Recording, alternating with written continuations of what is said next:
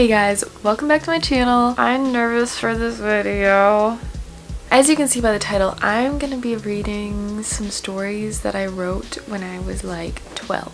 When I was younger, I want to say through the ages of like 9 to like 15, I loved writing stories. I think I finished a whole book and started a second book at one point, and I was dreamed of getting published and being an author. So I have a lot of stories that I started writing and maybe never finished, but yeah, I found them recently. And I thought that it would be a fun video to kind of share some of them with you. I'm just gonna read little snippets because, well, partially I'm kind of embarrassed.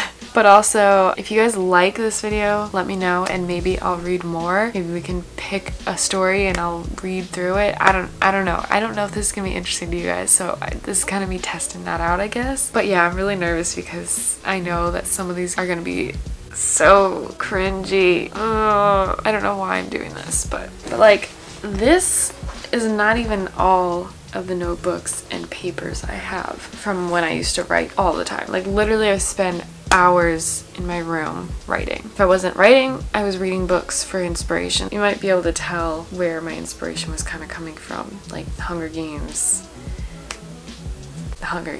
So first I'm going to start with this story. I wrote this was like the first story I remember writing. I think it was a school assignment or something. And yeah, I wrote this in 2006, so I was almost 10 years old. Yeah, this was my entry into the writing world, I guess.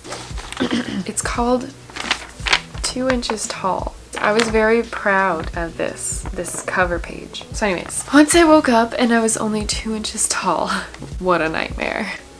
I'm sorry if I make faces throughout this whole thing because I'm really embarrassed and these are cringy. I tried to get out of bed, but I just fell to the ground. My day was already going bad. I walked, or should I say, fell down the stairs. Mom, Dad! I called from the ground. Ah! My dad almost stepped on me. I ran as fast as my tiny legs could take me. Finally, I got away. I tried to get onto my chair, but I kept falling. Tori, come get breakfast, my mom said. I'm down here. I said. She couldn't hear me. Oh boy, what am I gonna do now? The bus pulled up. Oh no, I'm not gonna be able to get onto the bus. I tried to get on, but I fell. I'm just too small. The bus started to pull away. No, wait. Great. First, my parents can't see me, and now I can't get onto the bus for school. First of all, I was homeschooled, so, and what kid wants to get onto the bus and go to school every day? Later, my friend called me. Hello, my mom said. Hi, is Tori there? My friend Allie said. Yeah, 1 second. Tori, the phone's for you. I'll leave it on the table for you. I fell back down the stairs and somehow got on my chair and climbed on the table. Hello? I said. I ran over to the part where you hear the person talking. Hey, where have you been? Allie asked. I walked back to the part where you talk. Look, you might not believe me. I said. I woke up this morning and I was... Come on, what were you? Allie asked. Well, I was 2 inches tall. What?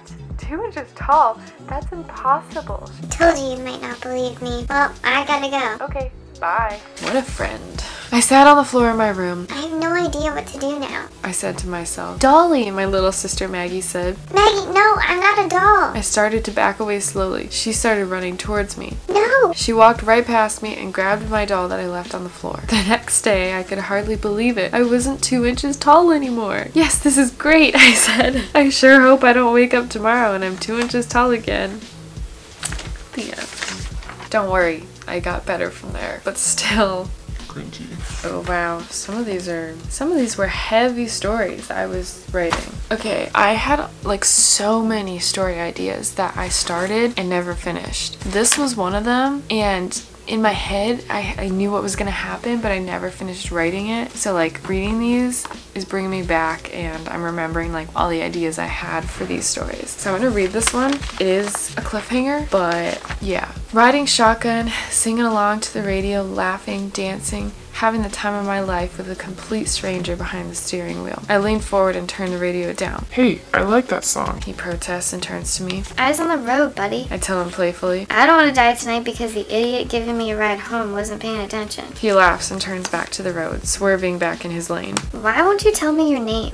Why does it matter? Once I drop you off, we'll probably never see each other again. Well, when we get there, my parents are gonna want to know who their daughter was riding in the car with. So make something up. Oh, come on. It's not that big of a deal. It's just your first name. He glances at me and rolls his eyes. Fine. It's... Look out! I scream. A car from oncoming traffic swerves into our lane to avoid an animal. I'm thrown sideways as we turn to dodge the car, but it hits our tail, we spin, and everything goes black. I blink into consciousness with a bright light above me, forcing me to squint until my eyes adjust. I try to sit up, but my head pounds, so I lay back down. Okay, where am I? I glance around at what I can see without turning my head. The walls are white. There is a TV on the wall closest to my feet, a window to my right. I lay in a bed with a white sheet covering my body. I'm in a hospital room? But why? Suddenly, a doctor rushes in with a nurse following closely. The doctor is an older man with white hair and a wrinkled face. The nurse is much younger. She has light brown hair and beautiful blue eyes. You're awake. The doctor says. How do you feel? I stare at him, a bit confused. My head hurts. He nods and writes something on his clipboard. Anything else? I look at my arms and see some scratches here and there.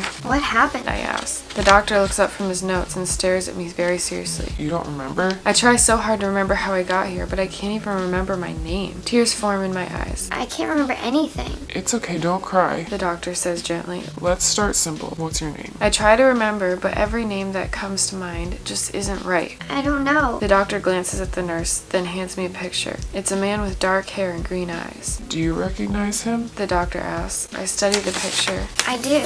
I say, I know him from somewhere. The two of you were in a car accident a few nights ago. You were knocked out, so you might have hit your head. That would explain why it hurts and why you can't remember certain things. I don't remember anything. But you remember him. That's a start. I only remember his face. I was in a car with him. And that's where it ends. Yeah, I had so many ideas for that story, but that's all you get. Okay, this one I started writing and I entered it into this newspaper that one of my friends was making for our homeschool co-op group. So a lot of people read this story and it's embarrassing, but it was not one of my worst. So Jason Pearson pulled into a parking spot and turned his car off. He looked at the small restaurant on his left. You can do this, he thought to himself. He had to do it. His life depended on it. He couldn't imagine what would happen if he didn't. But then again, he couldn't imagine what would happen if he did. Jason was aware of the sweat on his forehead. He knew it was his nerves, but he told himself he was just hot, not considering the fact that it was winter. He took a few deep breaths, pulled the key from the ignition, and got out of the car. He was ready. He'd been planning for this for a while now, and he was finally ready. This was the moment of truth. He zipped up his coat and put his red and white hat on. As he started walking toward the restaurant, he felt in his pocket for the small gun. Satisfied with what he found, Jason stepped through the door. Now there's more to that story, but I'm gonna move on because my battery's gonna die. Oh, this one's not bad.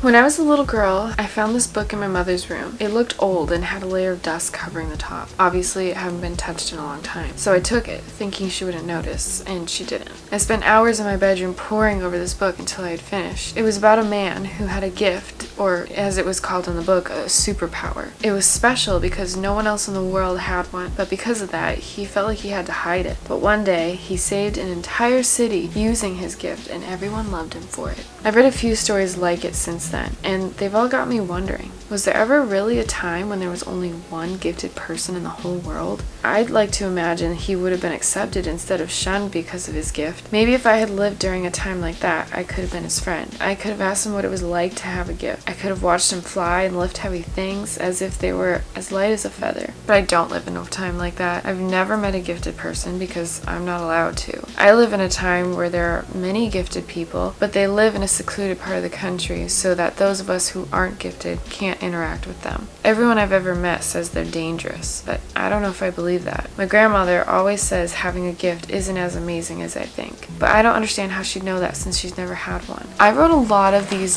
gifted stories. I rewrote and designed, I guess, this idea in my head. So I probably have 4 of these notebooks with different versions of the same story. And I know one of these has it in there. And it's my favorite one, but I don't know. I would have to read through these to figure out which one it was. This is the last one I'm gonna read to you guys today before I go. Again, tell me if this is interesting to you guys. I really hope it's not boring, because to me, I'm sitting here reading these, like, reading takes me to a whole nother world, so I keep forgetting the camera's here. So I don't know if this is boring or interesting to you guys. Let me know. I crash through the trees. My heart is pounding. I allow myself a smile as the adrenaline surges through my body. I wish I could sneak a quick glance behind me so I can see the beast one more time, but there's no time for that. I have to keep moving. Almost there. I yell to my friend Jiraiya, who's running just as fast as me, if not faster. I know he hates being here. He didn't want to come in the first place. I always made up like really interesting names, or like Googled really unique names, especially for like these not fantasy type books, but you know, I wanted like unique different names, kind of like in the Hunger Games, like Katniss and Primrose and Peeta. Like, I was very inspired by those books when I was younger, so that's why a lot of these kind of have that sort of feel to them, if that makes sense. The sooner we get out of here, the better. Jiraiya yells back as we reach the edge of the forest. I can already see the pond just waiting for us to dive in. The beast is closer now. I can almost feel its hot breath on my neck. But just before the beast gets close enough to touch me, we dive into the pond out of his reach. Well, right after that clip you just saw, my camera died, and I don't feel like going to get another battery because this video is already so long and it's gonna take me a while to edit. Yeah, so I guess I'll leave that one as kind of a cliffhanger. Like I said, if you guys like this stuff, I mean, I feel like I'd rather post my stories somewhere rather than read them on here, but you guys tell me what you think. Tell me what you want to hear or want me to do. I really don't know why I'm putting this out there, because I never ever wanted to share these, but part of me kind of did want to share them. I don't know. It's just, it feels weird because these stories were such a like thing for me. Like, this was my passion, but I would never let anyone read them because I was scared what people would think, and I'm still kind of nervous, even though like I don't think I'm ever gonna publish these like in a book or anything like that, but there's still like this me being very vulnerable. My writing was just always so like, I don't know how to explain it. I don't know. I'm sure you guys understand, but this is very weird for me to do. I don't know why I'm doing it, but I hope you guys enjoyed watching and listening to my stories. Again, let me know what you think. Why am I posting that? Okay, I'm gonna go now. I hope you guys have a great day or night whenever you're watching this. And yeah, if you like the video, feel free to like the video and subscribe for more stuff like this. Maybe. But yeah, I'll see you guys in my next video. Bye!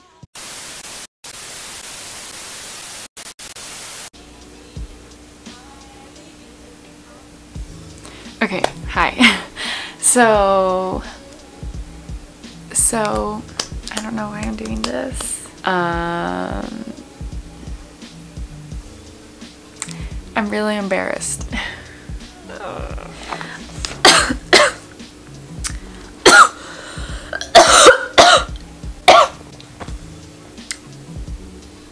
Where the frick did that come from? I was homeschooled, so I don't know. 2 inches tall.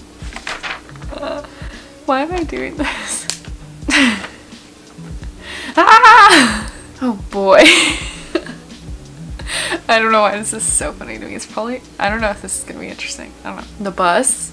I was homeschooled. This is embarrassing.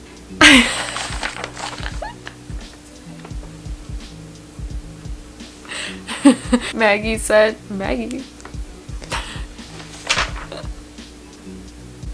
So, oh wow. Oh. I don't know if I can read these. I did a lot of writing. You ever like think about when you read in your head, it like just sounds normal. It's like the thoughts in your head kind of thing. But when you read out loud, things sound weird. Okay, that just sounded weird coming out of my mouth. Never mind. Hi, my name is this, and I have blonde hair and blue eyes. My mother, I was always so dramatic. My dad decided I was old enough to get married. I definitely rewrote this story later. Yep, I wrote a note in here. I don't know if you can see that, but I said, note. First I wrote, think about changing the beginning a little, and then I crossed parts of that out so it says, change the beginning. And I wrote, so it says, I wrote a lot of notes. Change his story a little, improve this scene meeting the head of the orphan. Oh wow, yeah, I definitely rewrote this one. Maybe someday I'll be brave enough to read this one to you, but I was so embarrassed with myself after reading this back that I rewrote the whole thing. But my ideas for this book were gonna be... No, I'm not. I don't know why, this is just really weird to be reading these stories on camera. And I know editing me is going to cringe also, so. Okay, I'm gonna stop there with this one because it gets kind of lame. I was so dramatic, oh my god. I'm so sad, I don't know if I have it. Oh my god, this is such an embarrassing video. What am I doing? Lucky for me, I'm not the only freak in for giving birth today. But he joined our short. He pulls out two, please. I can't talk. And hands one to me. Oh my gosh, I literally can't read. I turned to him his gift with strength, but I don't torture him and stare. Oh my god, I really can't talk. Wow, she was bitter. He yells at him meanly. Is meanly a word? I don't want him to think I'm a creep or something. Chill out. I'm gonna refilm this because